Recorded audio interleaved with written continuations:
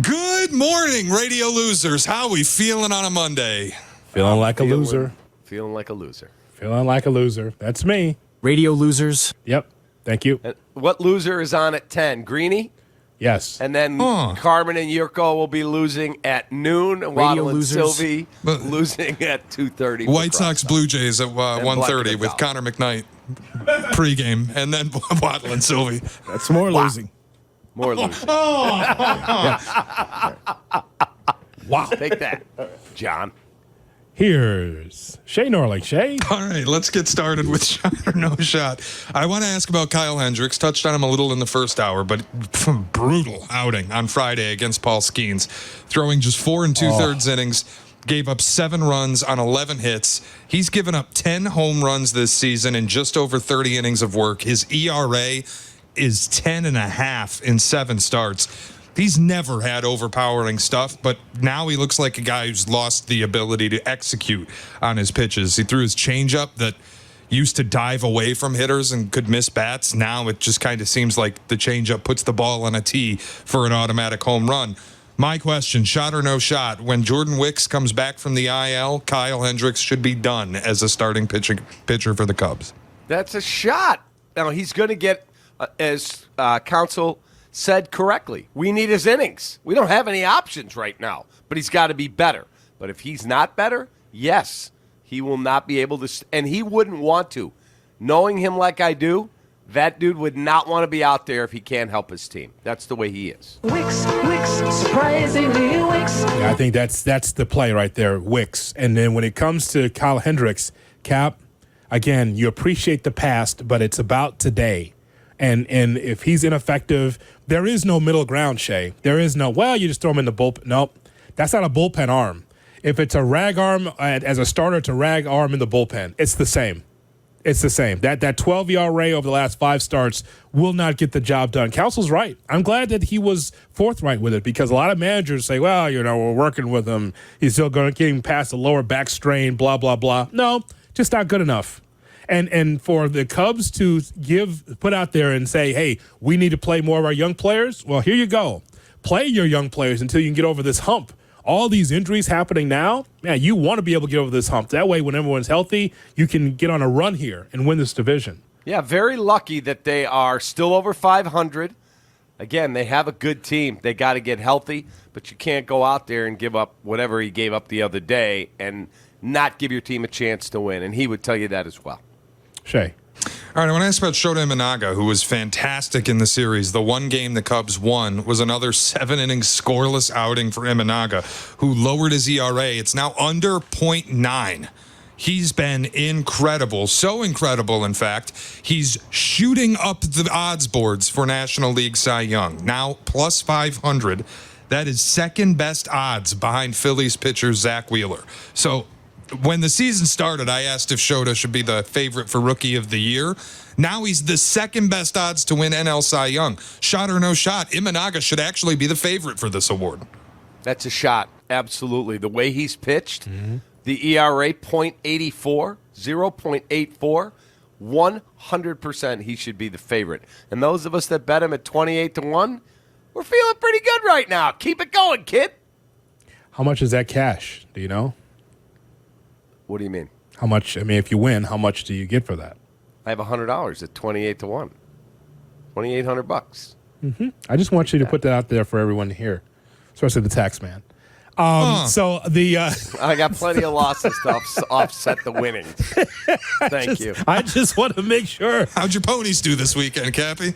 I did not win on the Preakness. Did not. Oh, well. It is what it is. Imanaga, for sure, should be at the top of that list because, as I mentioned to you before, Cap, watching him pitch, he paints the corners so well. His stuff is not necessarily, it's not 100 down the middle. No, he's a pitcher's pitcher where he's able to use all 4 sides. I like what he pitches on the outside and guys chase. That tells you all you need to know about the effectiveness. As Santo used to say, the control and the command, Pat, is exactly what you like about Imanaga. That is correct. His command is unbelievable. He's able to elevate his fastball when he needs to, but his split finger is amazing. That's good. So when Jesse wrote about this, we'll hear from Jesse coming up at 8:35. The lowest mark through a pitcher's first 9 career games since Fernando. Now, you and I remember Fernando Valenzuela in 81. Fernando Mania was huge in Los Angeles. That guy was in the cover of Sports Illustrated. They were like, look at this guy from the left side, looks up to the sky, and then throws the ball every time. He was a phenomenon. So I remember my late mom and my mom got 2 tickets from a friend, and my brother wasn't around, and she said, honey, do you want to go to the Cubs game with me? What do you mean? I got 2 tickets from a friend of mine. Do you want to go watch this Fernando Valenzuela pitch? We went on a Saturday afternoon to watch Fernando pitch at Wrigley, and the Cubs weren't very good, and they beat him. And it was awesome. Me and my mom at the Cubs game. Super cool memory. She wanted to see Fernando. Yeah. And he's been in the Dodgers broadcast booth on the Spanish side for 21 years. Still with the organization. How about that? Shea? All right, well, speaking of phenomenon pitchers, Paul Skenes got a start on Friday. That was historic at Wrigley Field. 6 no-hit innings with 11 strikeouts. He struck out the first 7 batters that he faced. 12 of his 100 pitches, including the 100th, were at triple digits. The 100th pitch, triple digits to strike out Mike Tauchman. And his 7 straight strikeouts to start the game were the second most consecutive by a rookie in Major League Baseball history, behind Jim DeShays and Jacob deGrom, who both struck out 8 straight as rookies. Shot or no shot, this was one of the best opposing rookie performances you have ever seen at Wrigley Field. That's a shot. That's a shot, Cap. Skenes stuck it up your keister big time in that matchup. And Cap, I was thinking, and you go back further than I do with some of this stuff. At Wrigley Field, I haven't seen a performance like that. I feel like I might be missing someone. I can't come up with anybody that's even close to what Skenes did with his 11 strikeouts through 6. I've watched some great rookie performances, whether it was Kerry Wood as a rookie, Mark Pryor as a rookie. Zambrano had moments when he was running it up there high 90s. Nothing like this. This dude legit. If he could stay healthy, oh, man. That Pirates team, they're not a great team yet, and I don't know what their financial outlook is on having to pay certain guys, but for the next several years, they're going to have this kid, Mitch Keller. They got guys that throw hard, gas. And this kid, I'm watching him sit comfortably at 100. Yeah, he's a beast. If he could only harness it, Cap, could you imagine? So 6 innings pitched, 100 pitches. Of course, that's a quality start these days. Now turn the clock back 15 years, 20 years. Yep. That guy's got a complete game. He probably is a no-hitter. Yeah. It was that Probably good. throws a no-hitter. Yeah. Like, it's more than likely, Shea, you go back, and when you didn't have to worry about pitch count, that guy would have had a no-hitter. It was that good. I said on White Sox Weekly the day after, when I was talking about Skenes, I was like, if he had been allowed to throw 9 innings, the Cubs would not have gotten a hit. I mean, he was incredible. He was incredible. And as Hoodie said, if you go back 20, 25 years, the manager would be like, what do you mean take him out? No, I'm not taking him out. Now, he'd have been fired after the game if the GM saw him let him pitch more than 85 pitches. That's right. It's unbelievable. His stuff, 11 of the 15 strikeouts by the Cubs came from Skenes. But it wasn't even close, though, Cap. I mean, the way he was able to mix his pitches, and I was telling Shea before the show, it's not about overpowering stuff. Yeah, I saw the 100. I saw the 101. I'm more impressed with the off-speed stuff on the corners because it's so close. It's like if you're Happ, if you're Tauchman, if you're Bush, you're like, I got to swing at this. It's close enough. And you fan right through it because it's already past him. The outside pitches impressed me as much as the fastball did. His command and his ability when he needs to take something off it, bam.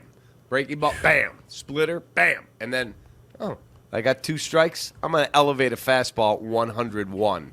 See you later. Thanks for coming. In those terms, Shea, we're talking about 130 pitches, and he probably would have had the no-hitter through 6. I mean, that's how good his stuff was. I've never seen anything like it. Incredible. Not at Wrigley. I've seen it. I've seen filthy stuff, but at Wrigley against the Cubs, that's I can't come over on. I do not want to see him again against my team. Wait a minute. You've seen him twice now. And by the way, what wasn't the film on in the clubhouse from the first time that they faced him? I'm sure it was, but he was not as amped up. He said, I was nervous my first start. Understandably so. It's your major league debut. He was amazing on Friday. Snorling didn't go. I'm so busy, I don't have time. I was so upset. I got home at 1 o'clock, and I'm like, I could just walk over to Wrigley right now. I had some stuff. I had to take care of the dog. I'm like, I could just walk over. So like $20 to get in. Could just walk over, go to the game, and I didn't. And then I sat down and watched it. I'm like, yeah, damn. That's on you. You could have been there. He could have been there, yes. Thanks for twisting the knife, Kaplan. Yeah. All right, can you squeeze in one more? Yeah, I want to ask about Anthony Edwards. Last night, the Timberwolves eliminate the defending champion Denver Nuggets in Game 7. The Anthony Edwards comparison to a Chicago icon may only grow. He didn't play his best game. I think it was 6 of 24 overall, but he did do some of the very best bleep talking I have seen in a while, pointing courtside at fans, jawing at fans. Jokic got pissed because Anthony Edwards is waving goodbye in the final minute to all the Denver fans. Shot or no shot, Anthony Edwards deserves the Michael Jordan comparisons. No shot. What is he, 21 years old? 22? Stop with the Michael Jordan compare. Again, I said to Hood this morning in our meeting, he evokes some memories of the trash talking, pointing at the fan, but as a player yet, you got to do more than win a couple playoff series. I think that is a no shot. He's not Michael Jordan. However, facially, I mean, there's some comparisons there, is it not? I mean, what are you saying, Hoodie? Well, I'm just saying, Michael, might have spent some time in the Twin Cities. And, he's not from the Twin Cities, Anthony. Well, you don't know when it occurred. I'm just telling you that there's something there, Cap. There's something there. And it's funny because people they care so much about the past of basketball with Michael Jordan because people remember the glory days in the 90s and they want to have any comparison to that time if they can, unfortunately. Unfortunately, Anthony Edwards just can't stand alone because there's always a comparison to the past. However, I will say this, his competitive fire, the games that we've seen him play, they have been Jordan-esque as far as hitting big shots. That is for sure. Mid-range, by the way, big shots. not necessarily threes, mid-range big shots like Mike used to. Well, when he drilled that three from the corner and then turned timeout Denver and he turned and was pointing at that fan and yelling at him, I got to give him credit. That was cool. Yeah. That was cool. He's having fun with the game. And the other night when they said to him, they won, when they were leaving Denver, he said, I'll see all you MFers for Game 7. Remember? Yeah. I do. Really? I will say this. I'm no prude. I'm just saying that you are one of the shining examples in the league of like the next level superstar. Maybe you want to curb some of that language on an open mic. Maybe. Agreed. So I guess here's the question, though. Would you rather for him to be inauthentic and just giving you, well, we're just happy to be here, I'm just here to help the ball club, or be that and just call everybody MFers on an open mic? What would you rather have? I think a part of why he's becoming this face of the league type of guy is because of who he is. Mm-hmm. So I wouldn't ask him to tone it down. I think his personality is what's making him so popular. I would stick with it. And just to be clear, Cappy, I'm not comparing the players.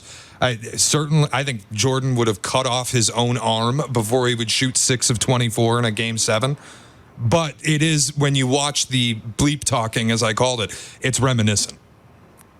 That part I can co-sign. He's got to accomplish a whole lot more in the league. But, yes, when he's ready to run his mouth, back in the day, man, I remember sitting on the floor at the old stadium, listen to some of the greatest trash talk of all time. Oh, yeah. Michael.